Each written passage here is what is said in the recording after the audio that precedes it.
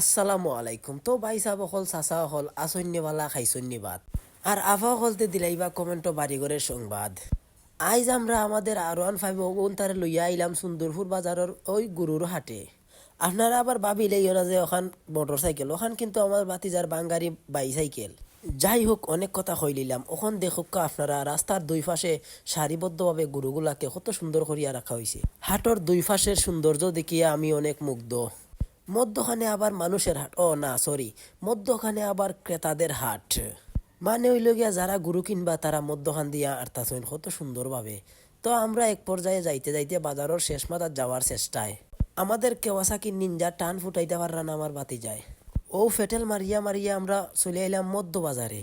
এখানে আইয়া দেখি ও বাসের এখান গাড়ি খাড়া। বাসর গাড়ির সামনে দিকে আবার গরু এখান ঘুমাই রইছে।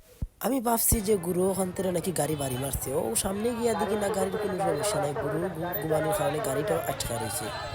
দেখতে দেখতে দেখি দেখা এখান বিক্রি হয়েছে, ও তারা লইয়া যার। তো বাজার থেকে গুরু যাইতে যার না, ও দেখান আটকে রয়েছে, ও ফিস মারের। তারারে জিগাইলাম গুরু ওখান কত দি লইলা এবা। তারা আমারে কইলা যে গুরু ওখান 90,000 দি লইছুন। দেখতে দেখতে এক পর্যায়ে দেখা আর এখান বিক্রি হয়েছে, ও খালা দেখা খান। হুজুরে জিগাইলাম হুজুর ওখানতের দাম কত। হুজুরে কইলা ওখানতের দাম 70,000। যাই হোক, অনেক সুন্দর। তো গুরুও তো দুইটা বিক্রি হইলো দেখলেন। ওই পাশে দেখেন কত সুন্দর করে সারিবদ্ধভাবে দেখাগুলারে সাজাইয়া রাখছে।